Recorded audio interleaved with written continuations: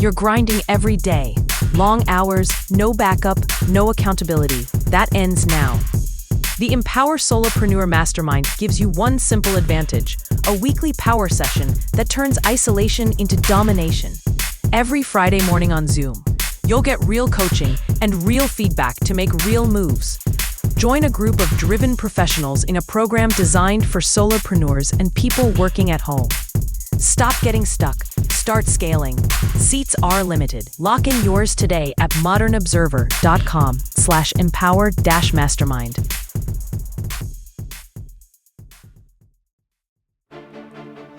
Across America, our lives are protected by the men and women of our armed services and our first responders. We're here to explore the challenges they face and say thank you for your service. We're here with Alison Sullivan, a former police officer from Connecticut. Allison, welcome to Thank You for Your Service. And tell us a little bit about where you served. I served with the Wethersfield Police Department for 20 years. And Wethersfield, if you didn't know, is actually the oldest town in Connecticut. It was founded in 1634. There's a lot of town pride in that. And it was a fantastic agency to work for several reasons. All right. Now, I'm sure listeners around the country have an image of Connecticut that probably isn't quite accurate because Wethersfield is pretty close to the city line of Hartford, isn't it? Yeah, we border the south end of Hartford. So it's a really active suburb. It's about 30,000 people. We do border the south end. We're adjacent to two state highways. And so it's a busy town. It's a hopping agency. They definitely we had our hands full at times. Right. And yeah, Hartford has all of the problems that every big city has in terms of crime and emergencies, and a lot of that leaks over the borders. Yep. So your agency wasn't dealing with, the idyllic kinetic countryside that people see in Hallmark movies. Definitely not. And it's ironic that you say that because there have actually been Hallmark movies filmed in Wethersfield. Because the historic district in Old Wethersfield really is very quaint and some stunning historic homes there. GW, also known as George Washington, spent a little time in Old Wethersfield a couple years ago. But no, we have a lot of crossover crime, and because we're a smaller agency, even as a young patrol officer, you investigate crimes. It's not like everything just goes to the detective division. So, from robberies to carjackings, all kinds of crimes that we would investigate, even as younger patrol officers. If it was a complex case, you would be assigned a detective to assist you in investigating. But yeah, very busy town. So what inspired you to become a police officer in the first place? From a young age, I really had a passion for justice. I don't have a strong explanation for that. It's just something that I really cared quite a bit about from an early age. I did see some early cases of people making mistakes, particularly with drugs and the consequences in their lives and what happened as a result of that. And different things growing up, particularly elementary, high school, and early experience of violence. It really developed in me a passion for justice and particularly for advocating for victims and for holding people responsible for actions. Nice. So tell us a little bit about what your training was like and how it prepared you for the job. Training is in Connecticut for law enforcement is extensive. So if you look at the studies nationally, Connecticut law enforcement were some of the most highly trained officers in the country. Part of that is just comes down to funding and the availability of resources and money for training, which has a direct benefit for the civilian population. So when you compare Connecticut to other states, officer-involved shootings, for example, the frequency, whether or not those shootings are subsequently, investigated and considered justified. Connecticut does quite well because our training is extensive and thorough. So when I went to the police academy in '02, I only lived there I only it was 5 long months. I believe now it's 6 months. And, it was fantastic. So there was classroom training, there was agility training, there was really early morning, uh, rough, aerobic training. I remember one of our instructors we nicknamed Doctor Death. Uh, he would have us do it might have been 5:30 in the morning and still dark out at times, and he was having us do butterfly kicks and ab workouts. You're just counting the seconds till that session was over. But, we also had training that you might not expect, including being exposed to tear gas, including being directly, sprayed with OC spray, which, listeners might know that as mace or pepper spray, and trained in not only, how harsh the effects are, but how quickly you need to render aid, so that officers don't overuse or abuse the use of a weapon like that. And, that was very informative, that training in particular. I do tell a story about it, on my YouTube link to my website. It's called Spray Day. It's an in detail story. I mean, it is really you should give it a listen. You'll laugh. And, yeah, and then we would have scenario-based days. So, not just classroom training, but we would have scenario days at the police academy where you would have, not only frontline officers, but supervisors, lieutenants, sergeants come from other agencies, and they would set up very realistic scenarios, particularly domestics and other police calls that involve a lot of decision and judgment moments. And those were instrumental in training. And they really helped to identify what officers needed some extra help with those kinds of situations. So Nice. yeah, those are some examples of the training. All right. So, what was a typical day for you like? At the police academy or in patrol? Uh, in patrol. Okay. So I was a patrol officer for many years, and what you do, you start out by, well, in my agency, you start out by going to roll call. And at roll call, you hear about what happened the prior 16 hours.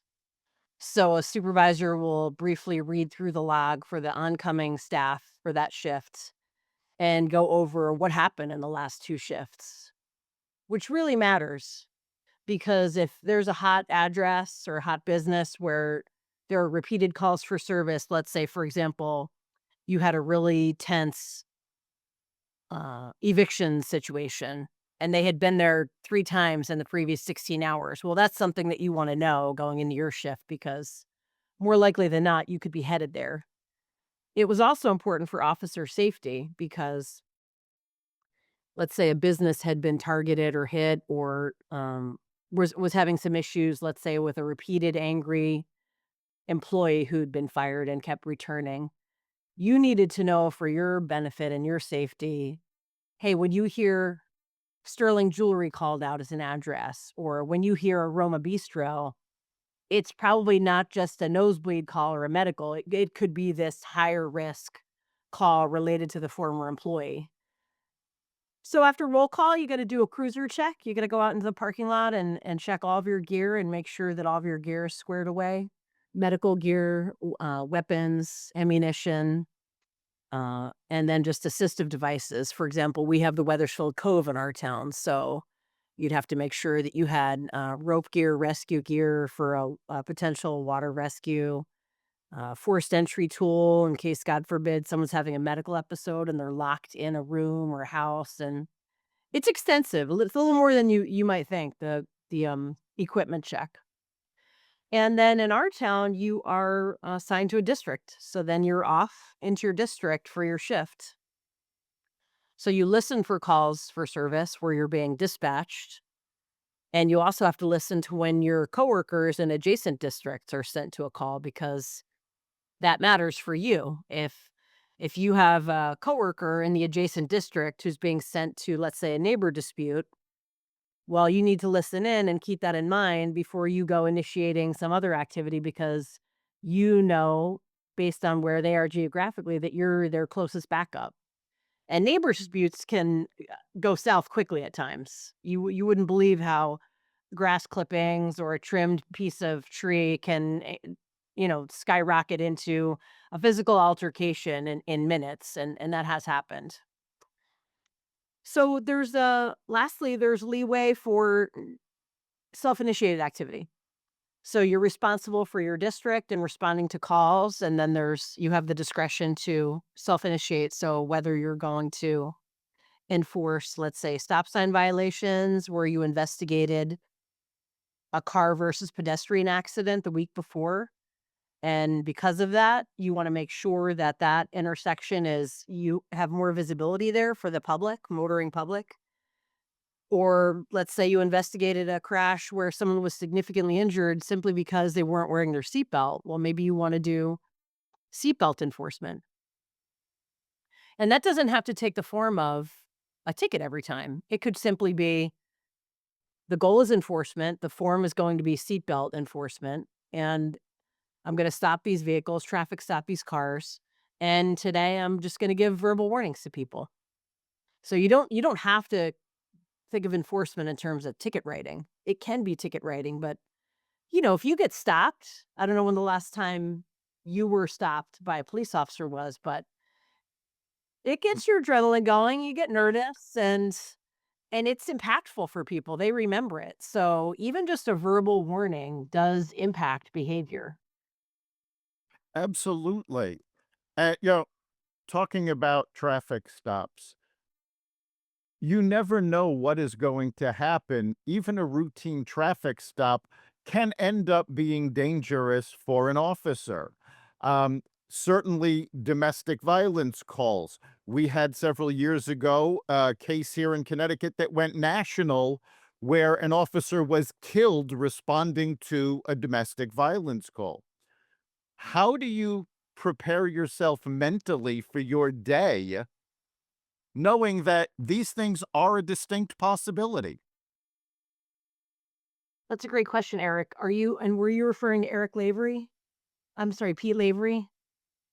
Yes. I was working that night. That was a really tough shift. Um, so interesting question, and think about it. Here's what I would compare it to. How much time and effort do you think a mortician or a funeral director has to put into getting ready for their day? Do you imagine that they're having their morning coffee and they're like, "Ah, geez, I really gotta face those dead people today. It's gonna be a nightmare." They probably don't, right? And Probably not. to a degree, it's just who you are. It really is who you are. So, and that's something that gets sorted out not only at the police academy, but in field officer training. And I was a field officer, an FTO, field training officer for many years. Some people are just not cut out for this job. Great people, skilled, amazing character, however, not cut out for law enforcement. And that really is critical to sort out before that officer is independent on their own on the road, because hesitation to make decisions or poor judgment can get other civilians not let's not just think about killed and the rare fatal officer involved shootings in Connecticut. It can result in civilians being treated poorly. It can result in civil rights violations, right? And high stress for a person in that cruiser who is not meant to carry a gun and a badge.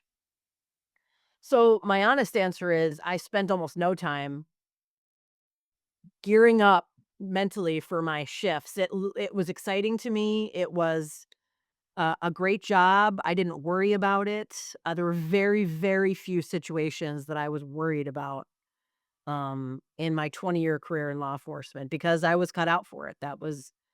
I'm the kind of person that was meant to do that. And many people would not say the same. Right. So, can you tell us about one of the more unpredictable or unexpected situations you had to deal with? Oh, sure. Um, any sort of example or Anything. okay. Um, I mean, there's 1,000, right? There's probably 10,000 examples, but I can remember training a rookie who's now a lieutenant, and it was his first week, and I'm his field training officer. He's fresh out of the academy, and we're working the midnight shift together. And Weathersfield it is adjacent to Hartford, but it's not a major city, so the midnight shift can be slow. And this rookie was eager to gain experience, and he wanted to catch bad guys. And I said, well, we had a talk before the shift started. I said, keep an eye out.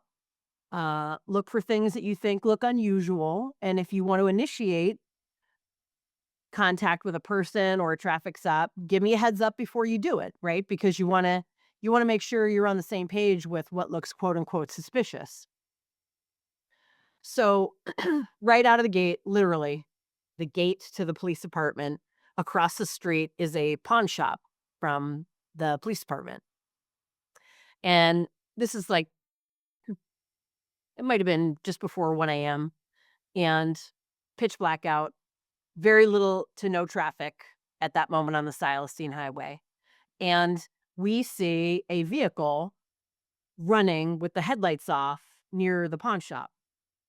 And he says, I want to check this out. I think that looks suspicious. It's a closed business. And they do at times have very high value items in that shop. And I said, great call. Let's do it.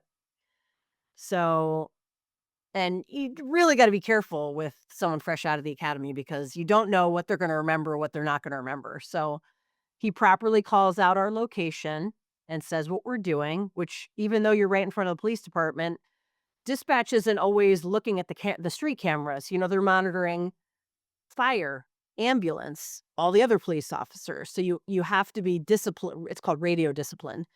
You have to be really good about following the rules with regard to what you call out and articulating it clearly and slowly so that in that emergency high adrenaline situation, you're not like, ah, the dispatch can understand what you're saying and where you are.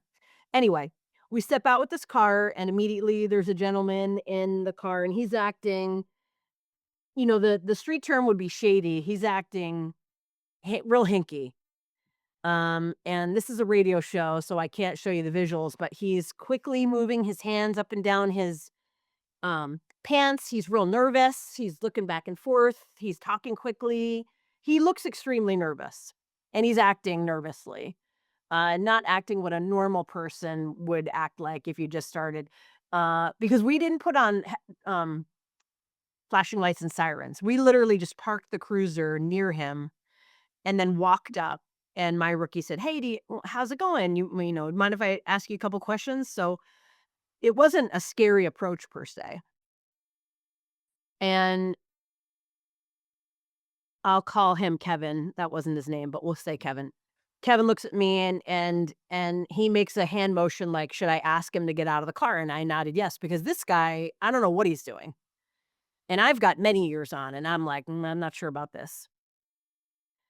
He says, "You mind stepping out of the car to talk to us? I feel a little funny with, I don't know what you're doing in there. You're moving around a lot. And, this could be anything from this gentleman is just real nervous, or he's someone who just did a hit of some type of a drug and he's having a reaction. So he pulled over, or he could have already broken into the pawn shop and is, you know, surreptitiously, he's trying to hide jewelry. They have jewelry and watches and things like that." He steps out of the car, and I will never forget this. Steps out of the car and immediately starts moving around quickly in his sweatshirt, almost like there's live ants in his and we're both like, "Whoa, whoa, whoa, what's going on, guy? What's going on?" He's like, "I can't, I don't no," and he's kind of speaking like that, and then he's like, "Well, I just here it is." And he reaches his hand into his sweatshirt and something pops out and it's a sugar glider.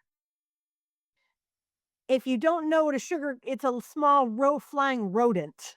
Uh, And this guy had purchased offline, they're not legal to have as pets, a sugar glider from God knows who, and he was having trouble driving because he didn't bring any box or cage, and he tried to put it in his pocket, and he's trying to drive the car. So he literally had stopped right in front of the pawn shop at almost 1 a.m. when we had begun our shift, and we all three of us started laughing.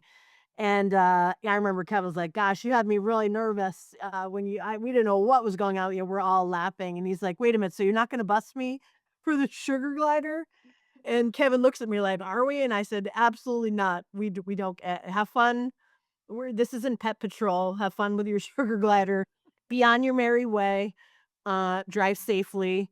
And I mean, just like that's just one example. I mean, the craziest, most unpredictable things happen. Some of them really funny, not always dangerous or scary, right? But you got to know how to not only talk to people, but you need, Kev was just starting out. You need good judgment, right? yeah. So thankfully, I didn't have a rookie on my hands who, the moment someone was acting somewhat unpredictably and nervous and reached into his sweatshirt, he never even reached for his um, firearm. And nor was there an occasion to. He was reaching up by his neck into his sweatshirt. And Not a place most people keep a weapon. correct. And yeah, it's a wild ride. All right. So take us through what it's like arriving at the scene of an emergency, whether it's an accident, a medical emergency, or a crime in progress. What goes through your head, and what are your first steps? So when you're responding to an emergency, I would say, with time and experience, it's something that you get better and better at. I would say for the your folks listening, you got to keep in mind that not every police officer on the road has got 15 years of experience under their belt, right?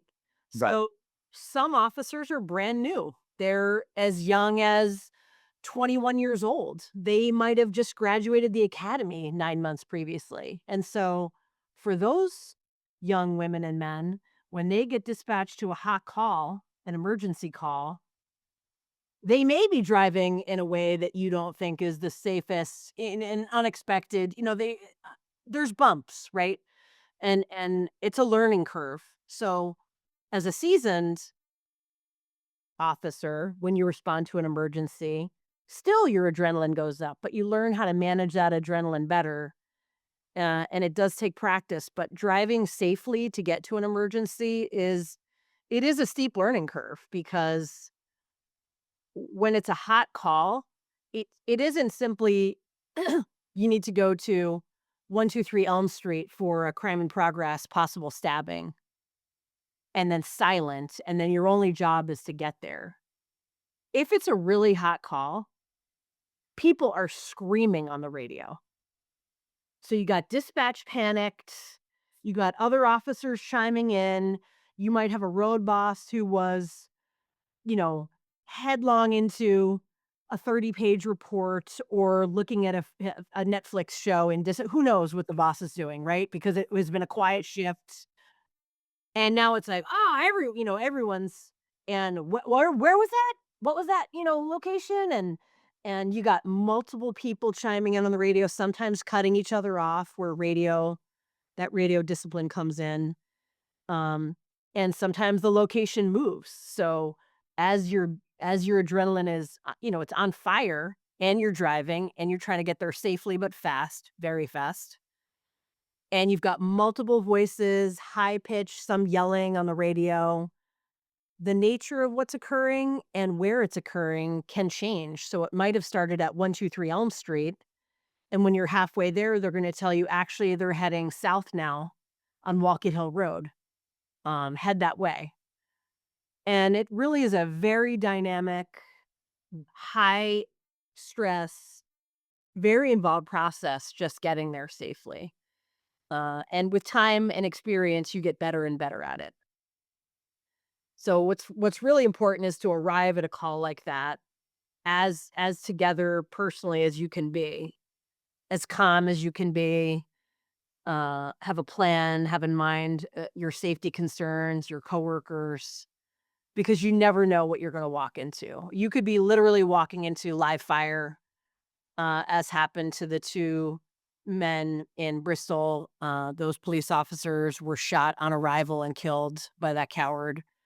Um, or it's unclear what the emergency is. It could be, an ex-boyfriend with a protective and restraining order against him, is on the property. The caller is the ex-girlfriend or wife. It's pitch black outside, pouring rain, and you don't even see him or know where he is. So it's, I would say, dynamic and multifaceted in terms of what you're taking in. Is Unless you're in that seat, it's hard to explain how much is going on in those moments, and it is a lot. So you're describing very stressful situations. When you were off duty, how did you come down from the stress? How did you cope with it? And what kind of effects did that have on your life in general? That's a good question. When I was a younger patrol officer, I had young kids. So, and when my kids were 3 and 5 or 6 and 8, when you have a day of crazy calls, that can be challenging.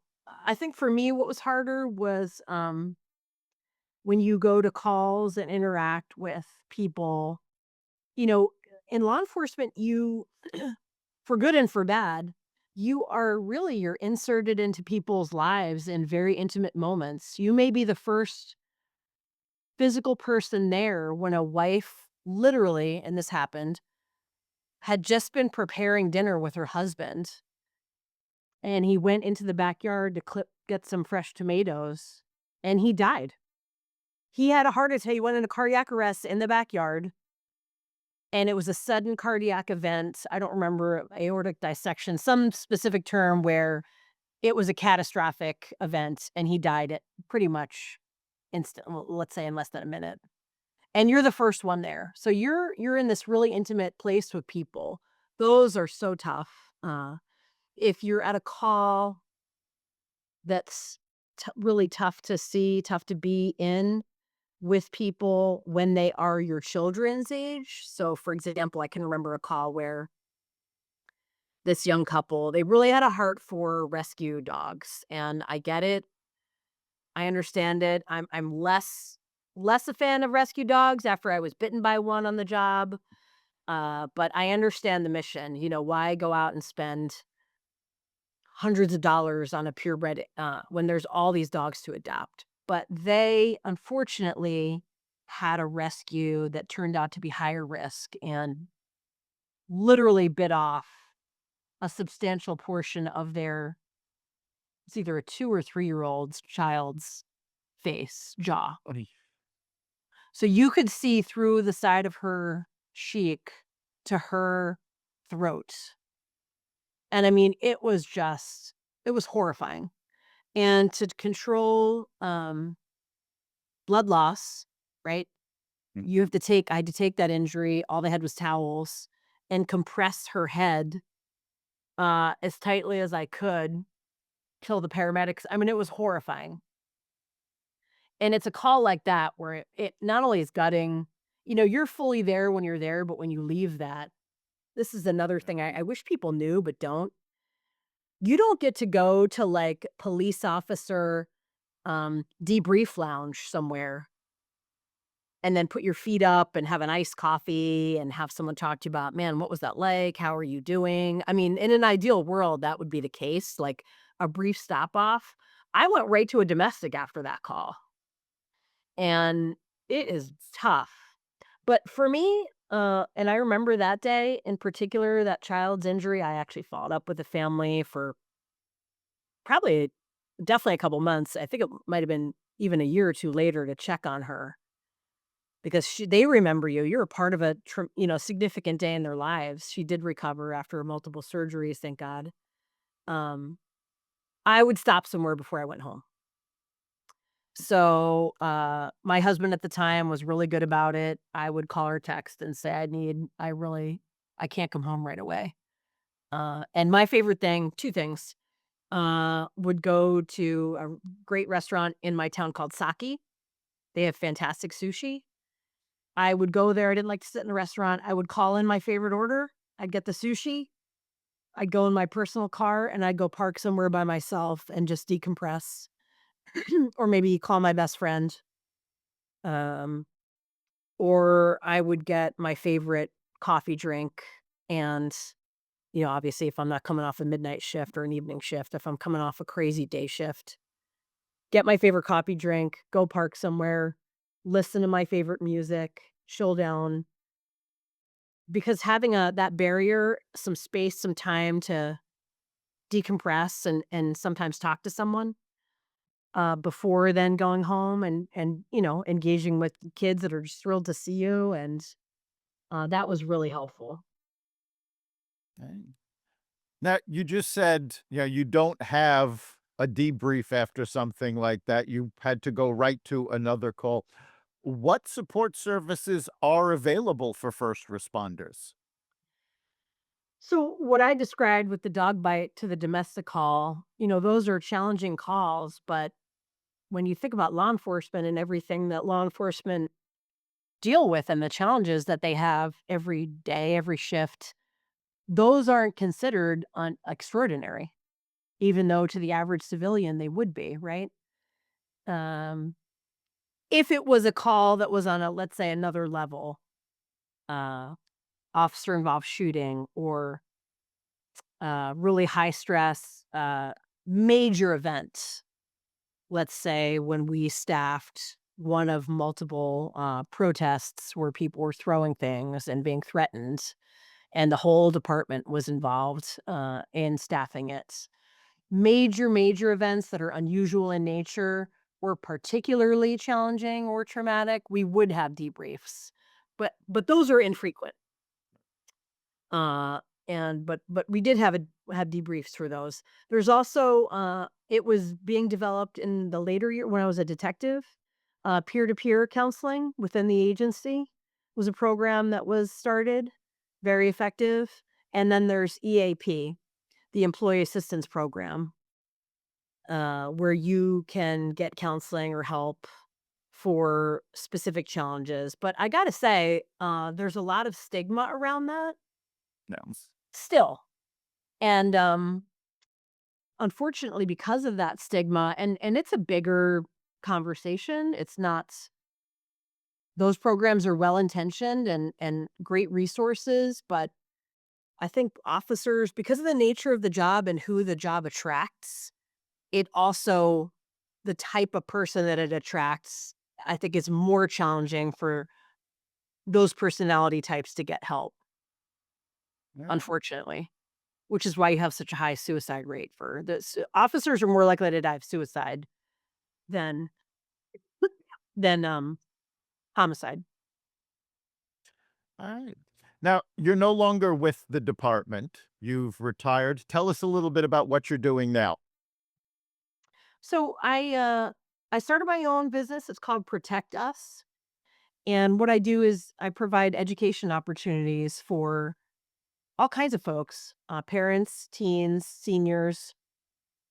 I would say what I'm most passionate about and my area of expertise is on the prevention of sexual harm. So not only did I have many sexual assault cases, I became involved in other officers, detective sexual assault cases. Because of my prior history in that area, I was involved as an undergrad. I and so people are really under resourced when you think about teens. We prepare teenagers, for example, for driving safely. So there's state mandates for the number of hours that they need for training and learning academically on how to drive a car safely. And then there's the practical side of this is literally how you're going to drive a car safely. And we have requirements and in place in every state. But when you think about sexual harm and what sexual harm can do to an individual, how it impacts who they develop as a person, whether they become a substance abuse, whether they develop substance abuse issues, etc., how they couple up, how they parent, it does catastrophic harm and it impacts generations of families. But we don't have training in place. We don't have good information in place where we teach young people these are the behaviors that are acceptable. These are what are unacceptable. This is what's not okay. It's an area that I'm passionate about, and I feel like particularly young adults are under resourced in terms of how to navigate that space. And so that's what I really care a lot about, educating people. So I've spoken to teenagers, to high school students on that subject. I've spoken at Connecticut Children's because their clients obviously are, it's a children's hospital. I monitored the registered sex offenders in my jurisdiction for years. I learned a lot about predator behavior. So Protect Us is my business, and I offer workshops, public speaking opportunities. I offer coaching, consulting, and also on things like how to safer driving. I've investigated minor crashes and fatals, and the aggressive driving that we see now on roads in Connecticut is utterly out of control. Um, I speak to senior citizens on how not to become fraud victims. That's the most likely way in Connecticut that senior citizens are going to be victimized is by fraud. And unfortunately, the opportunities with access to computers and cell phones for criminals, it's a free for all. And so I'm really happy about better educating seniors on how not to become victimized. So it's going really well. It's partnering with Connecticut Children's Hospital, Girl Scouts of Connecticut, and other clients to better educate and prepare folks here in our state about how not to become crime victims. And it's really starting to take off. Fantastic. All right. So, if a young person came to you and said they're considering a career in law enforcement, what advice would you give them?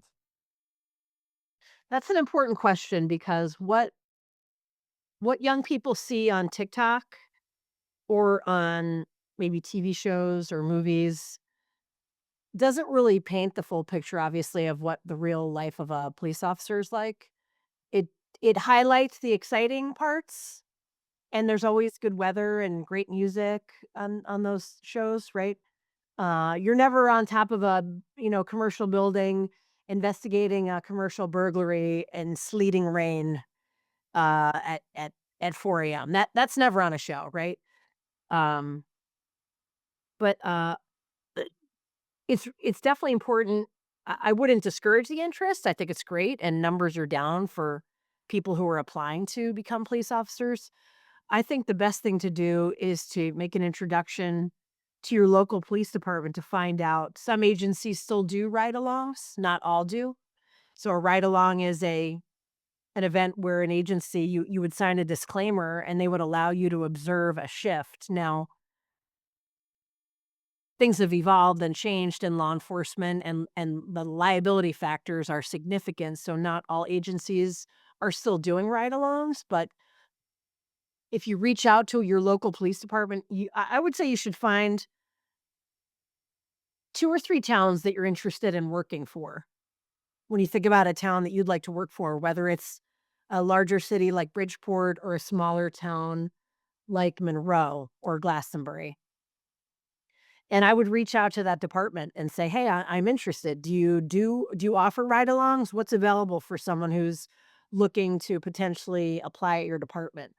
Because even the towns that don't still offer ride-alongs, they are very eager to encourage folks to apply, and they would be happy to connect with you, invite you to come down to the department, walk you around, talk about what it's like to apply. So that's something that I would strongly encourage you to do. All right. Now, You just mentioned, people are getting their information from TV, movies, TikTok, and of course, it's not necessarily accurate. What do you wish the civilian population knew about being a police officer? That's an important question to ask. I think that it's easy, there are many horrific, high profile cases of sadly of people with a uniform badge gun misusing their power and their responsibilities in abusive ways, sometimes violent. We saw the murder of George Floyd. That was horrifying. Unfortunately, because of those events, I think it's quick for some people to assume or believe that most officers are like that. Maybe not like Derek Chauvin specifically, but abusive, disrespectful, terrible people. And it's important to remember the difference between what's on TikTok and TV and what's reality, and that many of these folks are great people who are people just like us. They're just like your mom or your dad. They have their favorite TikTok influencers that they follow. They have favorite recipes. They have pets. They have families. They're real people with real feelings. It's one thing to do the job for an 8 or a 16-hour shift, but